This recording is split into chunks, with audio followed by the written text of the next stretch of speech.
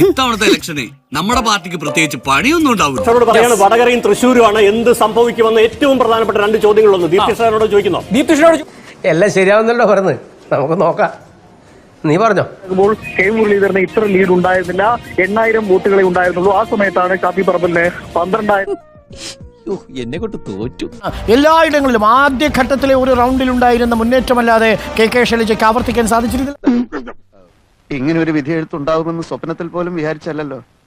എന്താ ഉത്തമ ജനങ്ങൾ നമ്മളോട് ഇങ്ങനെ പെരുമാറിയത്?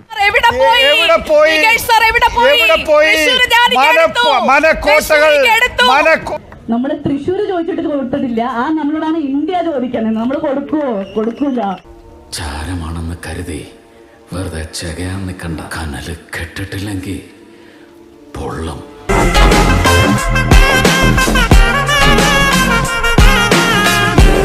കേരളത്തിൽ അക്കൗണ്ട് തുറക്കില്ല എന്ന് ഇന്നലെയും കൂടി ശഠിച്ചു പറഞ്ഞവരാണ് നിങ്ങൾ എല്ലാവരും. ആൻഡ്രോ സാർ അല്ലാതെ ഒറ്റയൊരാൾ പോലും തൃശ്ശൂർ എന്നൊരു വാക്ക് കൈ നനയാതെ ഇവിടെ വിപ്ലവം വിജയിപ്പിക്കാൻ സാധ്യമല്ല.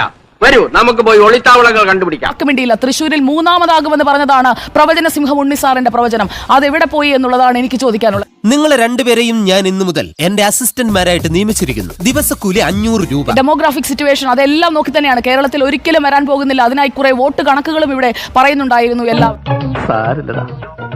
നീ എവിടെ പരിപാടി അവതരിപ്പിച്ചാലും ഇത് തന്നെയാണല്ലോ നിന്റെ വിധി. പോകേണ്ട ആനമുട്ടയിടും സുരേഷ് ഗോപി എന്ന് പറഞ്ഞ കെ മുരളീധരന് രാഷ്ട്രീയ വനവാസത്തിലേക്ക് പോകേണ്ട സാഹചര്യം തൃശ്ശൂരിൽ ഉണ്ടായിരിക്കുകയാണ്.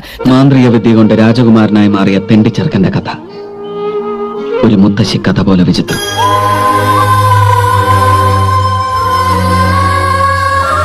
വിരിഞ്ഞ ഒറ്റ താമര മതി ഇനി അങ്ങോട്ട് കേരളം പിടിക്കാൻ BJPക്ക്. അത്രയും ആത്മവിശ്വാസത്തിലാണ് കേരളത്തിലെ BJP. അതിനൊരു തീരുമാനമായി ഞാൻ ഇങ്ങെടുക്കുക.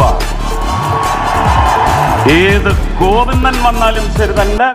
ഈ നാടിന് വേണ്ടി തിരഞ്ഞെടുക്കപ്പെട്ടവനാണ് ഞാൻ. ഇവിടെ കാവലായി നിൽക്കേണ്ടവൻ.